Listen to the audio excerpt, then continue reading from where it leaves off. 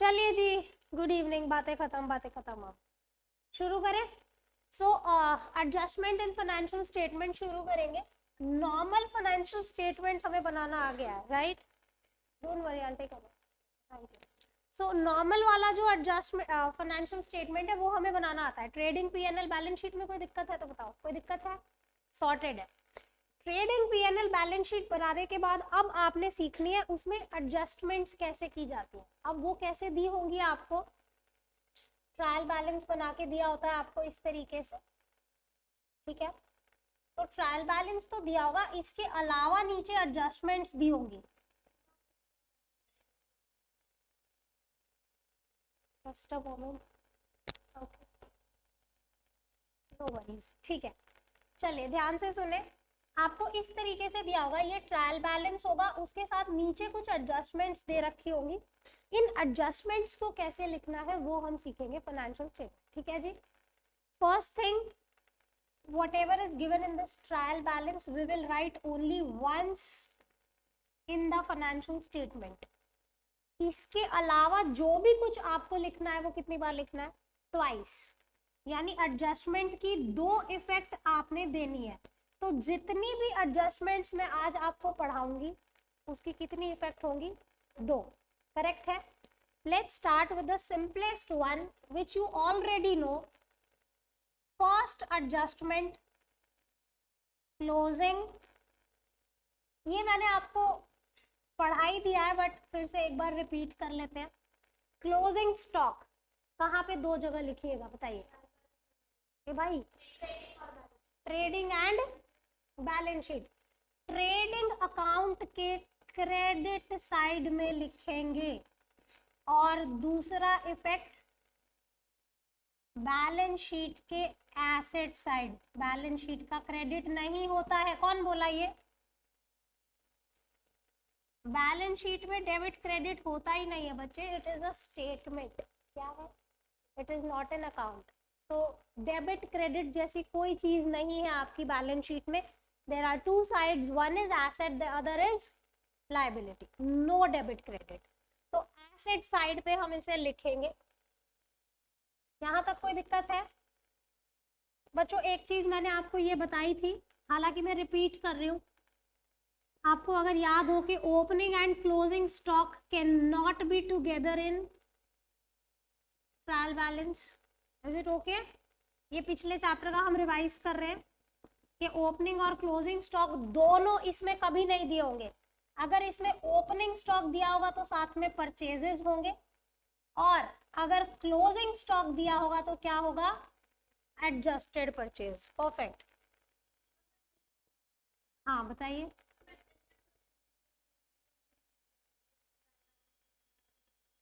बेटा जी हर ट्रांजैक्शन के दो इम्पैक्ट होते हैं ना। तो एडजस्टेड परचेज का मतलब देखो ये ट्रेडिंग अकाउंट होता है, ध्यान से सुनो। क्या क्या होता है बताना मिस गिरधर? यहाँ पे ओपनिंग स्टॉक, फिर परचेजेस, डायरेक्ट एक्सपेंस, हम यहाँ पे सेल्स लिखते हैं और फिर क्लोजिंग स्टॉक लिखते हैं। करेक्ट? से यस। अब ये वाला ट्रेडिंग अकाउंट कब बनता है? जब आपको ओपनिंग स्टॉक दिया होता है। जब क्या दे रखा होता है आपके इसमें? ओपनिंग स्टॉक दिया होता है, तब ऐसा वाला ट्रेडिंग अकाउंट बनता है। Say yes. इसका ये मतलब है कि क्लोजिंग स्टॉक यहाँ पे नहीं दिया है।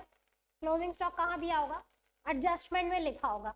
हम क्या करेंगे, एक बार क्लोजिंग स्टॉक को यहाँ लिख देंगे जैसे मैंने बताया ट्रेडिंग अकाउंट के क्रेडिट है, दूसरा हम बैलेंस शीट में। एक तरीका ये है। Say yes. दूसरा तरीका जो ट्रेडिंग अकाउंट बनाने का होता है वो क्या होता है? आप इन तीनों को एडजस्ट कर लीजिए, ओपनिंग और इसको जोड़ लीजिए और इसे माइनस कर दीजिए, तो ये क्या बन जाता है? Adjusted purchase. से यस। देखो एडजस्टेड परचेजेस को ध्यान से समझो कि एडजस्टेड परचेज होती क्या है। हालांकि ये मैंने समझाया था, दोबारा बताती हूँ। एक बिजनेस लेते हैं, जीन्स का बिजनेस लेते हैं, ठीक है? एक बंदा है जो जीन्स में डील करता है। ईयर स्टार्ट हुआ तब उसके पास 100 जीन्स बची थी। कितनी? ये ओपनिंग स्टॉक केनाई से पिछले साल का क्लोजिंग था, कोई कंफ्यूजन नहीं है, ठीक है? उसने करंट ईयर में 1000 जीन्स और खरीदी। कितनी हो गई बेटा उसके पास? 1100। क्या जरूरी है सारी बेच लेगा? नहीं। कितनी बेची? कोई भी नंबर ले, 1100 में से कितनी 900 बेच दी, सॉरी 900 बेच दी, कितनी बची 200 से यस 200 बची ना। अब यहाँ पे क्वेश्चन उठता है कि हम एडजस्टेड परचेजेस क्यों कैलकुलेट करते हैं, क्या लॉजिक है उसका। बच्चे अगर मैं यहाँ पे क्लोजिंग स्टॉक ना लिखूं और मैं डायरेक्टली प्रॉफिट कैलकुलेट करूं तो क्या वो सही होगा, नहीं। क्यों सही नहीं होगा, 900 यूनिट की इनकम को हम कंपेयर कर रहे हैं 1100 यूनिट के एक्सपेंसेस से, विच इज रॉन्ग से यस। अभी समझ में आया आपको। सो 900 यूनिट के इनकम को आप 1100 यूनिट के एक्सपेंस से कंपेयर नहीं कर सकते, तो क्या करें, आप इसको नेट ऑफ कर लीजिए, ये 1100 माइनस 200, 900 यूनिट की परचेज प्राइस आ गई आपके पास, this is what is adjusted. Okay, closing stock की दो इफेक्ट होती है, एक ट्रेडिंग के क्रेडिट साइड में होती है और दूसरी अगर आप एडजस्टेड परचेज कैलकुलेट करते हो मतलब आपने ट्रेडिंग अकाउंट में तो एंट्री कर दी, दूसरी इफेक्ट कहाँ है, तो लिखनी पड़ेगी वेरिएबल।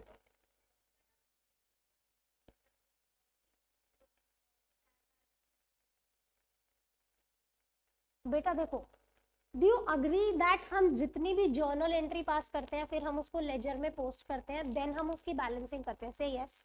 ये एडजस्टेड परचेज करने के लिए जो जर्नल एंट्री होती है वो होती है क्लोजिंग स्टॉक टू परचेज।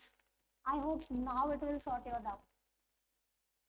क्या एंट्री पास कर रहे हैं हम एडजस्टेड परचेज के लिए, देख closing stock account debited to purchase, यानी तेरा क्लोजिंग स्टॉक का डेबिट बैलेंस आ गया, तेरा जो क्लोजिंग स्टॉक का लेजर बनेगा उसमें ये बैलेंस होगा, से यस, और तेरी परचेज रिड्यूस हो गई। आई hope now sorted. Journal entry से सॉर्ट हुआ, क्लोजिंग स्टॉक टू परचेजेस से सॉर्ट हुआ आपका डाउट, पक्का। चले आगे, ठीक है, दोबारा समझवा लिया सारा, पिछले चैप्टर में बताया। एनीवेज, तो हमारी क्लोजिंग स्टॉक की क्या ट्रीटमेंट हो गई बच्चों, बताओ। क्लोजिंग स्टॉक की क्या इफेक्ट हो गई, दो इफेक्ट जल्दी से बताओ, ट्रेडिंग अकाउंट में क्रेडिट साइड में और बैलेंस शीट में एसेट। एक चीज आप ध्यान रखेंगे कि ओपनिंग और क्लोजिंग दोनों कभी भी ट्रायल बैलेंस में साथ में नहीं होंगे। अगर ओपनिंग दिया होगा तो साथ में परचेजेस दिए होंगे, यानी ये इनकी जोड़ी साथ में चलेगी। अगर क्लोजिंग स्टॉक दिया होगा तो एडजस्टेड परचेजेस दी होंगी, पहली चीज नोट करें। दूसरा, अगर क्लोजिंग स्टॉक आपके ट्रायल बैलेंस में है तो एक ही बार लिखना है, वो भी सॉर्टेड है, क्योंकि जितनी चीजें ट्रायल बैलेंस में होती है वो सिर्फ एक बार लिखनी होती है, say yes. If this closing stock is given in trial balance, if closing stock given in TB then recorded only once, और वो कहाँ पे, बैलेंस शीट के एसेट साइड। आई होप मैंने सारी चीजें क्लैरिफाई कर दिया, इतनी बात ठीक है। नोट करो, मेरे साथ साथ लिखते चलो बच्चों, देखो लिखी हुई चीजें बहुत जल्दी याद रहती हैं। आप लिखोगे तो आप दिमाग चलाओगे कि ये हो क्या रहा है, मैम बोल क्या रही है, लिख क्यों रहे हैं, ठीक है। खाली ठाकरान जी समझ में आ रहा है आपको, why you are always sleepy, low energy. छुटकू समझ आ रहा है, दोबारा बताऊं कुछ, क्या आप मुझे बताओ ना, क्या चक्कर है बताओ। हाँ, हम्म हम्म हम्म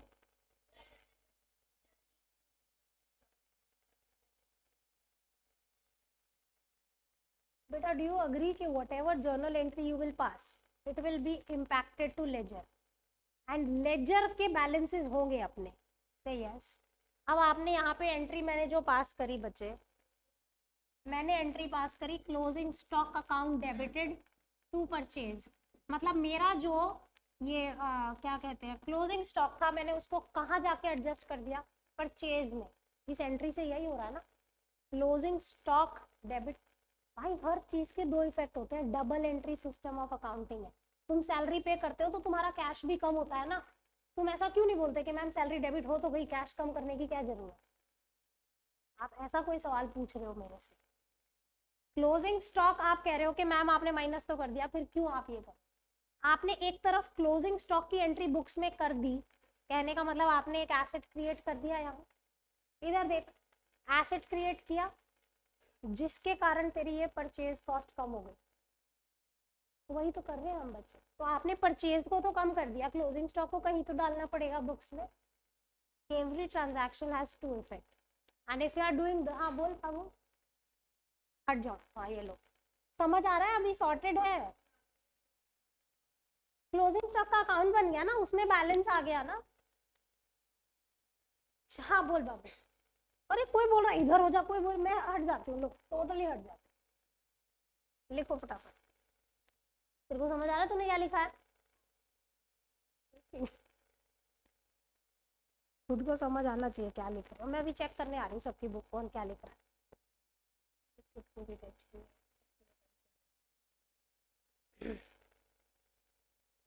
तनेजा जी आप लिख रहे हैं, good. What happened? Is there somebody in the waiting room? Oh. नहीं, there's some wiring issue, otherwise it is working. Can we move to next adjustment? Closing stock समझ आ गया? अगर closing stock trial balance, हाँ जी, हाँ जी, adjusted purchases की बात कर रही हूँ मैं। adjusted purchases कैलकुलेट करते हैं तब ये एंट्री पास करते हैं। That's what I'm trying. बस क्लोजिंग स्टॉक की एडजस्टमेंट इतना याद रखो, ट्रेडिंग के क्रेडिट में, बैलेंस शीट के एसेट में, sorted. Next adjustment, let's see कौन सी लेंगे। नहीं, अभी हम 14-15 एडजस्टमेंट सीखेंगे आज। आज जितनी भी कर पाए, I don't think will be able to finish all 14-15। हाँ, अगला एडजस्टमेंट हम देखेंगे आउटस्टैंडिंग एक्सपेंसेस। जैन साहब इसका मतलब क्या होता है? What do you mean by this word outstanding expenses? जो एक्सपेंसेस हमें पे करने हैं पर अभी तक पे नहीं किए। So can I write expenses due but not yet paid? Am I correct in writing this?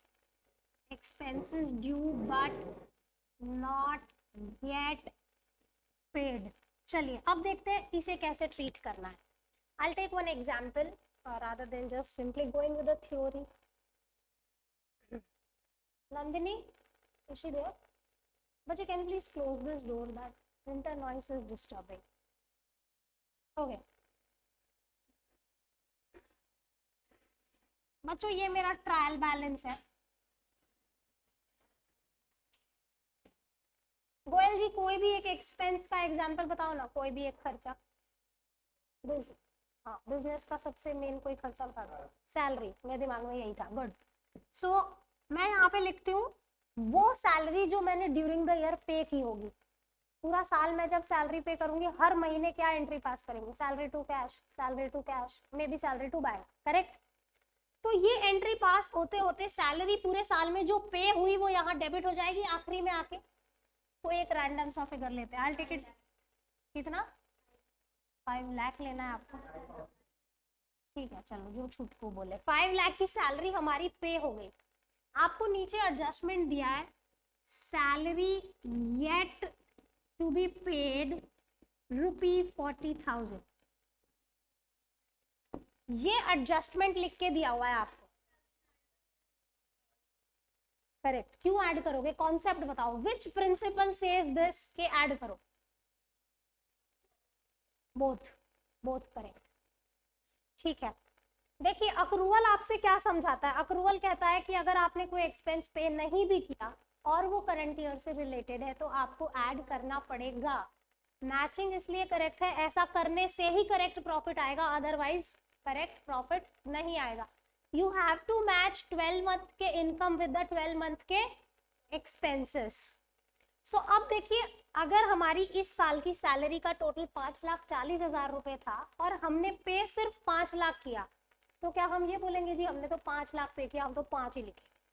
आपका जो पीएनएल अकाउंट बनेगा, आप ये सब जानते हैं कि पीएनएल अकाउंट के डेबिट साइड में आता है टू सैलरी, से यस, टू सैलरी कितना? 5 लाख। हमने जो ये पे किया, अगर आप इसे कंसिडर नहीं करते हैं तो आप ऐसा ही करेंगे, से यस। बट यहाँ पे प्रॉब्लम क्या है? हमें बोला है कि 40,000 की आउटस्टैंडिंग सैलरी है, तो हम यहाँ पे इसे नहीं लिख सकते। व्हाट वी विल डू, क्योंकि इसमें एडजस्टमेंट है, हम इस 5 लाख को अंदर लिखेंगे, अंदर के कॉलम में लिखेंगे। अब इसे बताओ कैसे एडजस्ट। इतना मैं हिंट देती हूँ कि इसको 2 जगह लिखना पड़ेगा फाइनेंशियल स्टेटमेंट में। कहाँ पे 2 जगह लिखोगे? एक तो इसमें ही ऐड कर दूं, ठीक है, इसमें मैं लिख देती हूँ, इसी में प्लस। परफेक्ट। किसने? मिस भारद्वाज ने आंसर किया, गुड। सो देखिए, 2 इफेक्ट आउटस्टैंडिंग एक्सपेंसेस, चाहे वो कोई एक्सपेंस हो, not only salary, it can be rent, it can be commission, it can be whatsoever expense we are talking about. अगर वो करंट ईयर से रिलेटेड है और आपने उसे अभी तक नहीं लिखा है, उसके क्या इम्पैक्ट होते हैं? Add to that respective expense, add to the respective expense, ये पहला इम्पैक्ट। और दूसरा impact, shown in balance sheet on liability side, outstanding expense is a current liability which is yet to be paid।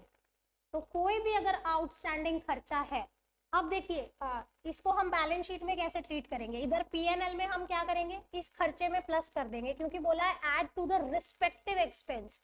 तो अगर rent होता, rent में plus कर देते, सैलरी है, सैलरी में प्लस कर दिया, कन्वेयंस है, कन्वेयंस में प्लस कर दो, जो भी खर्चा आउटस्टैंडिंग है उसमें प्लस कीजिए। और दूसरा, बैलेंस शीट में ये आपकी जो लायबिलिटी साइड है उसमें करंट लायबिलिटी में हम लिखेंगे आउटस्टैंडिंग सैलरी, कितनी थी? 40,000। हो गए 2 इम्पैक्ट 40,000 के। कितना नोट कर, समझ में आया? आउटस्टैंडिंग एक्सपेंसेस कैसे ट्रीट होते हैं? एड,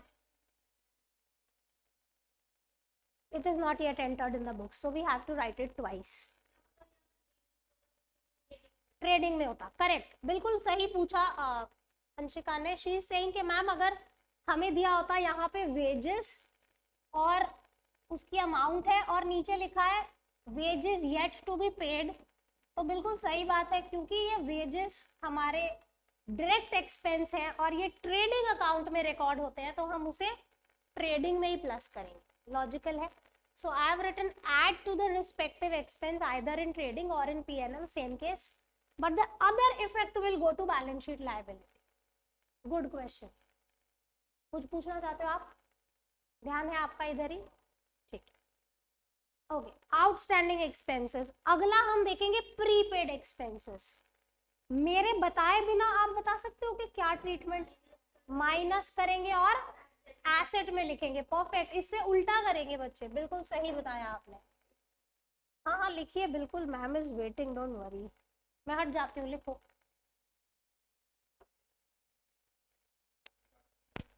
चलिए, moving, no talking, moving to next adjustment, that will be prepaid expenses. Prepaid expense, example देखते हैं। प्रीपेड एक्सपेंस को हम क्या बोल सकते हैं? एक्सपेंस पेड इन एडवांस, ये भी लिख सकते हैं।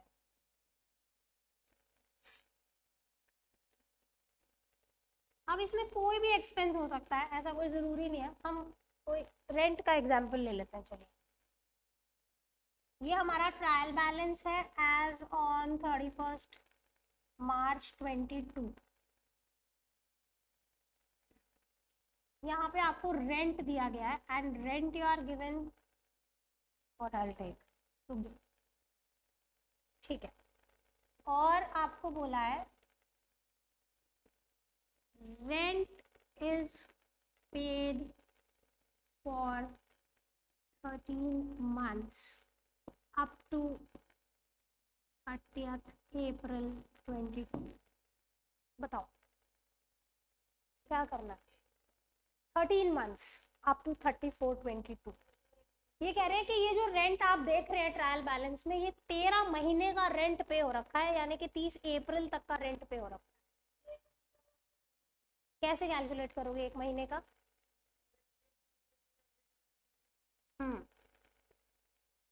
ये हमारा पीएनएल अकाउंट है, यहाँ पे हमने लिखा होगा टू रेंट 78। इसमें से माइनस कितना करूं जो अगले साल से रिलेटेड है? भाई सिंपल है, 13 महीने का रेंट 78,000 है, तो एक महीने का रेंट 6,000 रुपये हो गया, 6,000 रुपये। सो हम यहाँ से माइनस करेंगे क्योंकि वो अगले साल से रिलेटेड रेंट है, हमारे करंट ईयर का रेंट है ही नहीं। कैश गया लेकिन एक्सपेंस के नाम पे नहीं, एसेट के नाम पे।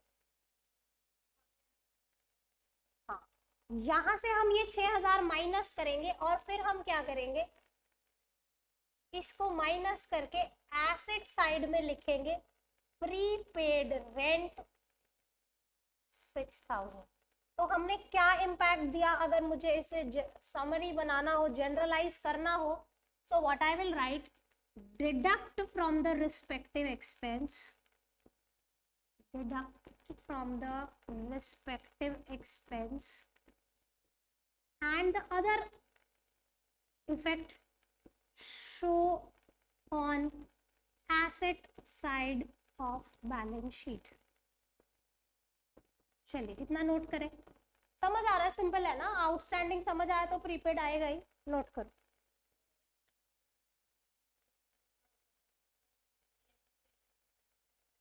फिर तो बेटा जी वो ऑलरेडी, अगर इसकी जर्नल एंट्री पास हो रखी होती, जैसे आप, अगर मैं कहूँ कि आउटस्टैंडिंग सैलरी की जर्नल एंट्री बता, तो आप क्या बोलोगे, सैलरी टू आउटस्टैंडिंग सैलरी। अगर आपने ये वाली जर्नल एंट्री बुक्स में पास कर दी होती तो फिर ये तो सैलरी में भी प्लस हो चुका होता और ट्रायल बैलेंस में आउटस्टैंडिंग नाम से भी आपको ऑलरेडी अकाउंट दिखता, पर अभी एंट्री नहीं हुई है तभी तो हमें करनी पड़ रही है। कैसे हुआ तू बता, अगर तूने एंट्री पास करी सैलरी टू आउटस्टैंडिंग सैलरी, मतलब तूने सैलरी अकाउंट में पोस्ट कर दिया जाके जितना पे हुआ था, एक तो तेरी एंट्री होगी सैलरी टू कैश जो सैलरी अकाउंट में पोस्टेड है, एक तूने और जाके पोस्ट कर दी सैलरी टू आउटस्टैंडिंग सैलरी, मतलब सैलरी में प्लस कर दिया तूने जाके। Outstanding salary credit balance, outstanding salary नाम का भी एक लेजर होगा जिसका बैलेंस होगा, यानी वो भी आपके टीबी में होता, अगर आपने एंट्री पास की होती तो वो ऑलरेडी ट्रायल बैलेंस में होता। समझ में आ रहा है। फिर आपकी सैलरी 70 कितनी 70 कितनी थी उस एग्जांपल में, 540, आपकी जो ट्रायल बैलेंस में सैलरी दी होती वो 540 ही दी होती। हाँ, और साइड हो जाओ, हाँ ये ले, समझ आ रहा है तेरे को, अगर तूने पहले से एंट्री पास कर दी होती तो तेरे ट्रायल बैलेंस में सैलरी 540 ही दिया होता, 5 लाख होता ही नहीं। हाँ, फिर 540 पीएनएल में लिखते और आउटस्टैंडिंग सैलरी जो 40,000 ट्रायल बैलेंस में क्रेडिट में होती वो हम लायबिलिटी में लिख देते। क्या चीज जो, अरे शी सेइंग कि अगर पहले से एंट्री पास हो चुकी होती तब क्या होता, तब ट्रायल बैलेंस कैसा बना होता, she is asking that.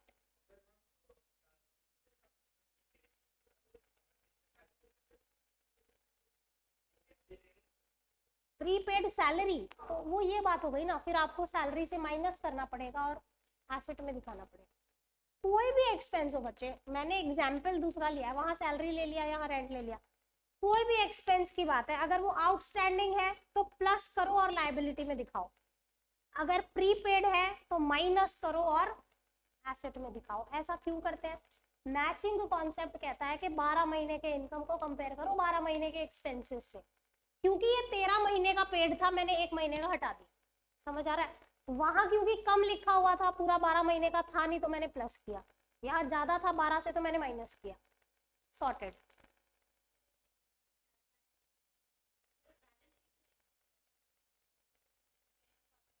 Automatic आ जाता क्योंकि वो सैलरी में प्लस हो गया होता।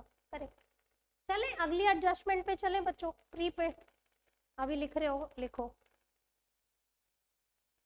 मैं हट जाती हूँ। यस, ओके, ये बच्ची मेरे से पूछ रही है कि मैम क्या ऐसा हो सकता है कि हमने करंट ईयर के जो 12 महीने हैं उसमें हमने कोई पिछले साल का खर्चा पे किया हो, ऐसा हो सकता है। बिल्कुल हो सकता है बच्चों, as in you are trying to say कि मैम हमने ये जो 78,000 का रेंट पे किया है, अगर मैं कहूँ कि वो लास्ट ईयर का होगा, है ना, तो अब उसमें कई सारी टेक्निकलिटीज आपको समझनी पड़ेंगी। वो लास्ट ईयर का तब होगा जब आपकी पिछली बैलेंस शीट में होगा। से यस, अगर आप कह रहे हो कि मैम मैंने करंट ईयर में आके पिछले साल का खर्चा पे किया है, तो यू अग्री विथ मी कि आपके पिछले साल की बैलेंस शीट में वो लायबिलिटी में लिख रखा होगा, तभी तो इस साल पे करेगी ना। तुम कह रहे हो कि मैम पिछले साल का खर्चा इस साल आके पे किया, तो यू अग्री विथ मी कि मेरी पिछली बैलेंस शीट में वो लायबिलिटी में होगा। So yes, when my year started it was there in the last year's balance sheet. आपको ओपनिंग एंट्री पता है कैसे होती है? You know what is opening entries? पिछले साल की जो बैलेंस शीट होती है ना, उसको लेके हम ओपनिंग एंट्रीज करते हैं, है ना। तो उसका एक ही इफेक्ट होता है, क्यों? क्योंकि हम सारे एसेट डेबिट करते हैं, सारी लायबिलिटीज क्रेडिट करते हैं, तो उसका इम्पैक्ट एक ही देना होता है और वो आप यहां से माइनस करें। समझ में आ रहा है? You have asked a very technical question but I have tried to explain. दोबारा बताना है, हाफ नहीं पूरा समझ आना चाहिए। मैं दोबारा बताती हूँ बच्चों, आपको इसका क्वेश्चन समझ आया? इसने जो पूछा है, ये जो पॉइंट ये पूछ रही है ना, एक्चुअली क्लास 12th में एक एनपीओ करके चैप्टर है जिसमें ये पढ़ाया जाता है, ठीक है। आउटस्टैंडिंग प्रीवियस ईयर की ये बात कर रही है कि मेरा पिछले साल का कोई क्वेश्चन एग्जाम बोल रही हूँ, एक्सपेंस था जो मैंने इस साल आके पे किया है, ऐसा बिल्कुल हो सकता है। तो अगर इसके पिछले साल का एक्सपेंस था तो इसकी पिछली बैलेंस शीट में होगा। से यस, इसने जो पिछले साल की यानी 31 मार्च 2021 की बैलेंस शीट बनाई होगी, वहां पे लायबिलिटी में होगा आउटस्टैंडिंग एक्सपेंस। अब नहीं अग्री विथ मी? अगर पिछली बैलेंस शीट में कोई आउटस्टैंडिंग था तभी तो इस साल आके तुम पे करोगे, पहली चीज। अब पिछले साल की जो चीजें होती है हम ओपनिंग एंट्री से हमारे करंट ईयर में लेके आते हैं। हाँ बोल, ओपनिंग एंट्री होती कैसे है? ये सारे asset debit to all liabilities, जिसका सिर्फ एक इम्पैक्ट होता है। क्यों? क्योंकि ये डेबिट क्रेडिट मैच है ऑलरेडी। हम एंट्री कैसे करते हैं? सारे एसेट्स डेबिट और सारी लायबिलिटीज क्रेडिट। तो इसका एक ही इम्पैक्ट इस बुक्स में आना है, वो इस पीएनएल से माइनस हो जाता है, आउटस्टैंडिंग प्रीवियस ईयर करके माइनस हो जाता है। अब आप पूछोगे मैम दूसरा इम्पैक्ट कहाँ है? तो दूसरा पिछले साल का impact. Very technical question you have. समझ में आया आपको? समझ आ गया, sorted, but good question. I am highly impressed. दूर का सोचा आपने, छोड़ दे, तेरे कोर्स में नहीं है, बट उसने इतनी दूर की सोची, अप्रिशिएबल। क्या समझाऊं? फिर से समझाओ? ओके, कोई बात नहीं, कोई बात नहीं, जब तक बच्चे सेटिस्फाई ना हो आगे जाने का कोई सेंस। इसने मेरे से सवाल पूछा, इसने इतना टेक्निकल क्वेश्चन पूछा कि बाकी सब, बट क्वेश्चन आप समझ गए। ये मेरे से पूछ रही है कि मैम ऐसा भी तो हो सकता था कि हमने जो इस साल एक्सपेंसेस पे किए उसमें कोई पिछले साल का खर्चा पे किया हो। जैसे मैंने ये एग्जाम्पल लिया कि भाई अगले साल का खर्चा पे कर दिया है, आने वाले साल का। शी आस्क्ड मी मैम ऐसा भी तो हो सकता है पिछले साल का कोई खर्चा तुमने इस 12 महीने में पे किया हो। बिल्कुल हो सकता है ना। अब मैं ये कह रही हूँ कि अगर पिछले साल का खर्चा था तो पिछली बैलेंस शीट में होगा। पिछले साल के लिए वो आउटस्टैंडिंग था, जैसे हम अभी वो नहीं पढ़ रहे थे ऊपर सेकंड वाला, ऐसा पिछले साल हुआ होगा, आउटस्टैंडिंग एक्सपेंस होगा, हमने बैलेंस शीट के लायबिलिटी साइड में लिखा होगा। से यस, पिछली बैलेंस शीट में होगा जिसे हम करंट ईयर में लेके आए ओपनिंग एंट्री करके। हाँ बोल, ओपनिंग एंट्री होती क्या है? All assets to all liability, यानी इनका ओपनिंग बैलेंस है। एक्चुअल में एक ही इम्पैक्ट। पोस्टिंग सिखाई थी ना, ओपनिंग एंट्री की पोस्टिंग बताना कैसे होती है। अगर मैं यहाँ पे लिख दूं सारा लैंड, बिल्डिंग, फर्नीचर, मशीन, ये सारे थे, तो हम क्या करते हैं जब लैंड अकाउंट ओपन करते हैं टू बैलेंस ब्रॉट डाउन करते हैं। से यस, एक ही बार पोस्ट होता है, ये 2 बार नहीं होता है, क्योंकि ये डेबिट क्रेडिट ऑलरेडी सेम है। से यस, इसीलिए हम सिर्फ एक बार माइनस करेंगे। यहां से हम लिख देंगे आउटस्टैंडिंग प्रीवियस ईयर माइनस, क्योंकि मेरे पीएनएल और ट्रेडिंग में सिर्फ और सिर्फ 12 महीने का खर्चा आना चाहिए, दैट्स इट। उस 12 महीने का जिसका मैं फाइनेंशियल स्टेटमेंट बना रही हूँ।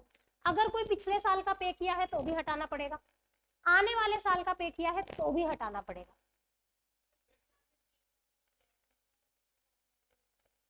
करेक्ट, ये कह रही है पिछले साल पे नहीं किया, तो पिछले साल पे नहीं किया तो भी मैंने उसको वहां ऐड किया होगा अक्रूवल को फॉलो करके, जैसा मैंने अभी यहाँ सिखाया ना, ये वाला।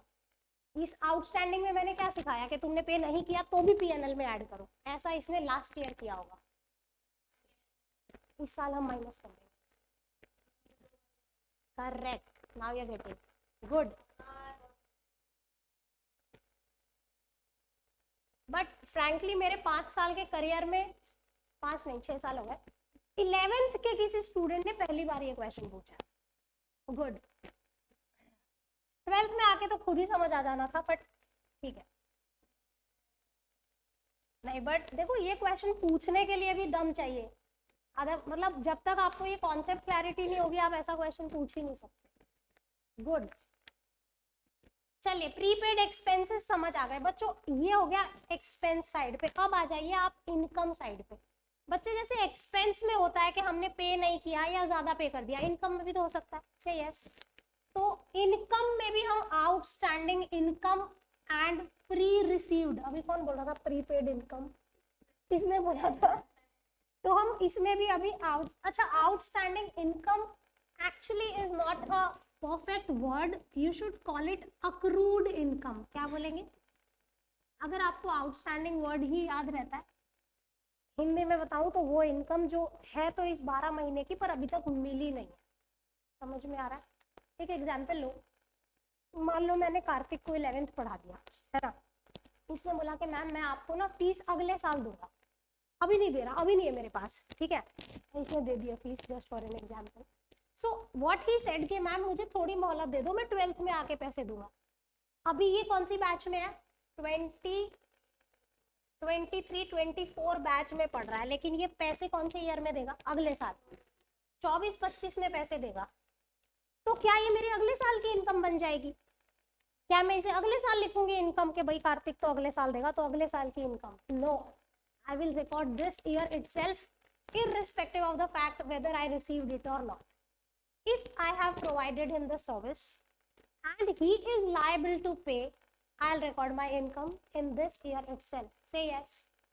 तो ये जो कार्तिक से आने वाले पैसे हैं ये मेरे लिए हो गए अक्रूड इनकम। क्या हो गई?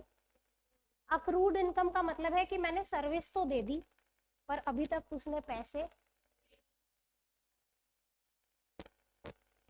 ट्रेडिंग क्यों, हम किसी भी इनकम की बात कर रहे हैं ना, नॉट ओनली ट्रेडिंग, कोई भी तो इनकम, कोई भी इनकम हो सकती है। ट्रेडिंग में तो सेल्स होती है, जैसे पीएनएल में इंटरेस्ट होता है, डिविडेंड होता है, कमीशन होते हैं, रेंट होता है, कुछ भी हो सकता है।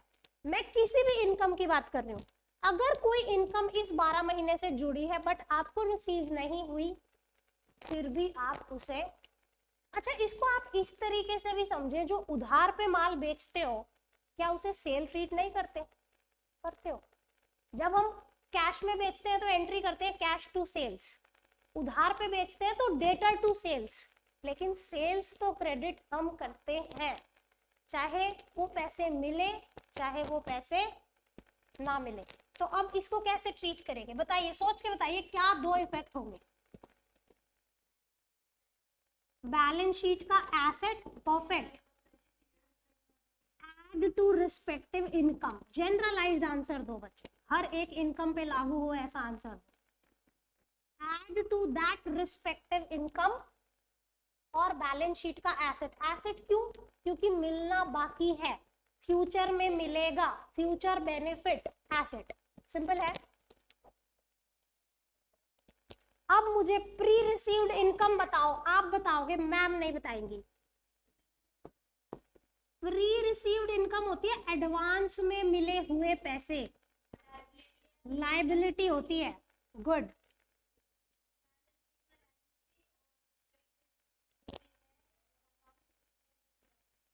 डिडक्ट फ्रॉम रिस्पेक्टिव इनकम, इसको भी एग्जाम्पल से समझते हैं।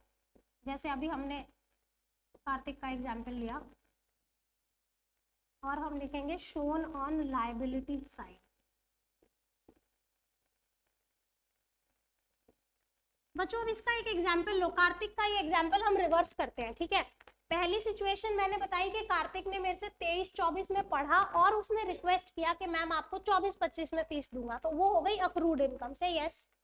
नाउ रिवर्स द सिचुएशन, अभी ये बच्चा 23-24 बैच क्लास 11th में है, इसने मेरे को 11th की फीस तो दे दी एंड ही सेड कि मैम ये पकड़ो 12th की फीस, मेरी सीट रिजर्व कर लो, मैंने तो 12th भी आपसे ही पढ़ना है। इसका मतलब इसने अगले साल की फीस भी इस ईयर में दे दी, तो क्या मैं इस साल मान लूं मेरे पैसे आ गए? जो बच्चा 12th की फीस मुझे आज दे रहा है, shall I treat this as income in this year itself? आप हाँ क्यों बोल रहे हो? नेक्स्ट ईयर में लेंगे, अच्छा ये कह रहे हो नेक्स्ट ईयर में लेंगे, ठीक है। कहने का मतलब अगर कार्तिक मुझे अगले साल के पैसे अभी दे देता है, जनवरी में दे देता है मान लो, ठीक है, कि मैम ये पकड़ो 12th की फीस आप, तो मैं उसे इनकम ट्रीट नहीं कर सकती। क्या करना पड़ेगा? लायबिलिटी। लायबिलिटी क्यों है? अभी तक काम तो किया नहीं, पैसे पहले ले लिए, है ना। पिछला जो एग्जाम्पल था हमने सर्विस दे दी पर पैसे नहीं लिए, तो एसेट था।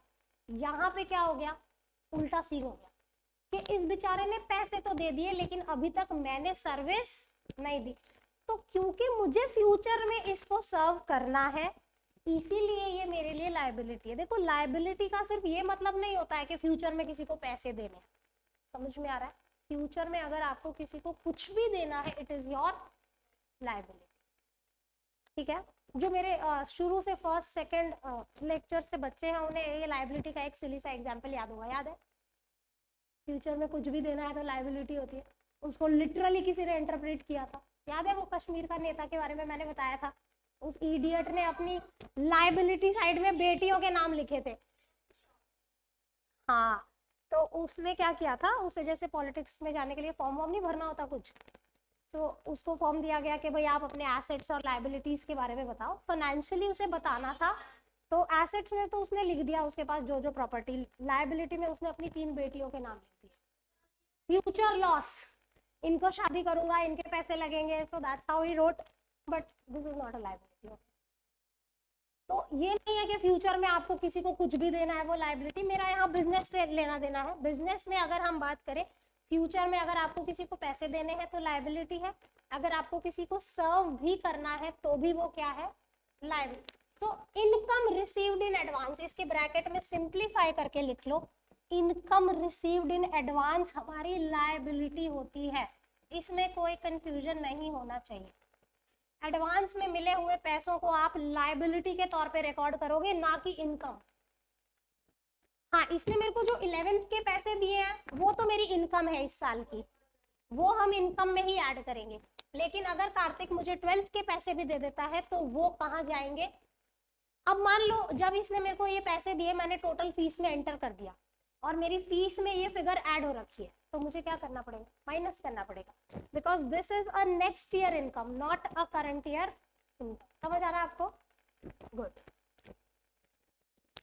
नहीं, क्यों आज के लिए खत्म? पागल है क्या? चलो ना ना ना ना, मेरे को सुना ही नहीं आपने क्या बोला। 6 नंबर पे जल्दी डेप्रिसिएशन पे चलते हैं।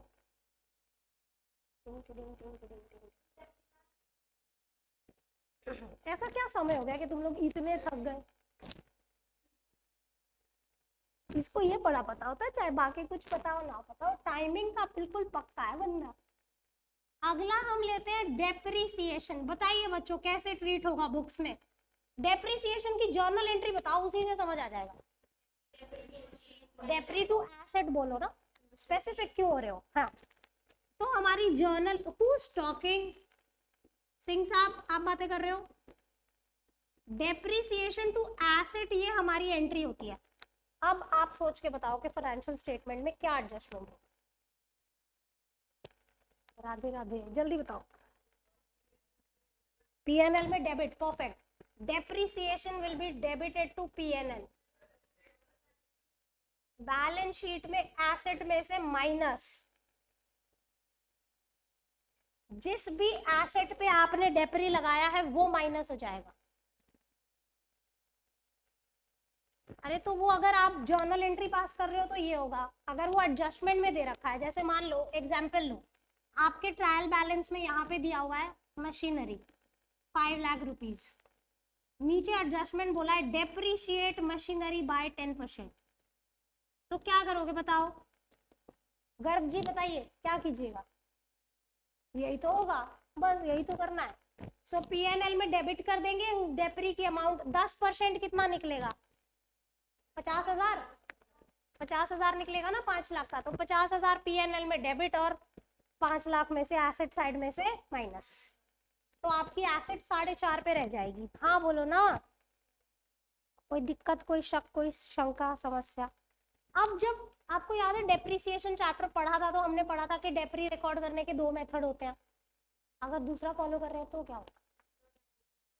Perfect, there you are, very smart answer, yes.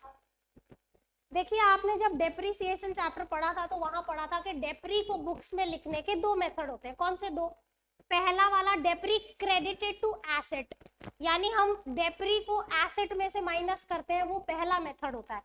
दूसरा मेथड होता है कि एसेट से माइनस ना करके एक अलग से प्रोविजन अकाउंट बनाते हैं जिसमें हम डेप्री को इकट्ठा करते हैं। याद आ रहा? तो हम क्या करेंगे, इन दैट केस हमारी एंट्री बदल जाती है और ये एंट्री बन जाती है depreciation to provision for depre. हाँ बोलो ना। ये again P&L debit, no change, ये shown in balance sheet on liability side being a provision. और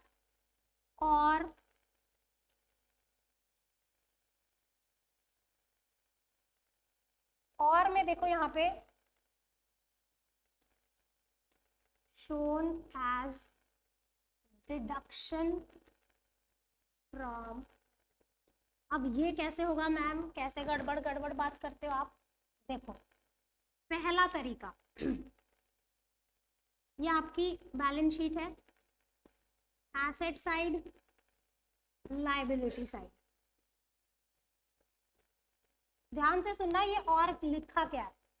एक तरीका जो रूपल ने बताया बिल्कुल ठीक, आपका यहाँ पे एसेट लिखा होगा, मशीन लिखी होगी 5 लाख, है ना? हाँ बोलो। प्रोविजन फॉर डेप्रिसिएशन 50, हाँ बोलो। ये फर्स्ट ईयर हुआ है ना। एक तरीका ये है। दूसरा तरीका आपको बोला है shown as deduction from asset, ये आपका मशीन, इसमें लिखा 5 लाख माइनस एक्यूमुलेटेड डेप्री या तो प्रोविजन फॉर डेप्री, एक ही बात है। नहीं सेम नहीं होगा, I am coming to this, how this is not same. आप बोल रहे हैं तो पिछले जैसा हो गया, नहीं बच्चे पिछले जैसा नहीं हुआ। हाँ अब ये तो फर्स्ट ईयर की अकाउंटिंग होगी, अगले साल की अकाउंटिंग पे आओ। अगले साल की अकाउंटिंग कैसे होगी? नेक्स्ट ईयर अगर आपने ऐसे रिकॉर्ड किया था तो आपका मशीन अगले साल भी मानो 50,000 का ही डेप्री, SLM से चलते हैं, मशीन यहाँ पे यही रहेगी। यहाँ पे प्रोविजन फॉर डेप्री कितना बन जाएगा? Provision for depre will be 1 lakh, यानी हम जो नेक्स्ट ईयर में डेप्री लगाएंगे वो P&L में तो डेबिट करेंगे और इधर प्लस करेंगे, एसेट में माइनस नहीं करेंगे। ये रहा दूसरा तरीका। अगर आप ऐसे जा रहे हैं तो आप मशीन को तो 5 लाख रुपए ही लिखेंगे, इसे चेंज नहीं करेंगे, this will be at cost minus provision for depre 1 lakh and the outer column, both way correct, whatever you are comfortable. मेरा कहने का मतलब है कि एसेट की जो कॉस्ट है वो हमेशा मेंटेन्ड रहनी चाहिए इस एक्यूमुलेटेड डेप्री मेथड में, करेक्ट। तो डेप्री रिकॉर्ड करने के दो मेथड होते हैं, either normal method when depre is credited to asset और the other one depre is, आपकी बुक्स में दोनों दिए हैं, मेरे लिए प्रेफरेबल दोनों ही है, ऐसा कुछ नहीं है कि आपको जो कंफर्ट आए, better to go with this क्योंकि बुक्स इसे प्रेफर करती है। एक्यूमुलेटेड डेप्री में वो क्या करती है, इस अमाउंट को बढ़ाती जाती है और इसको सेम रखती है, इसको चेंज नहीं होने देती, दिस रिमेन्स एट कॉस्ट।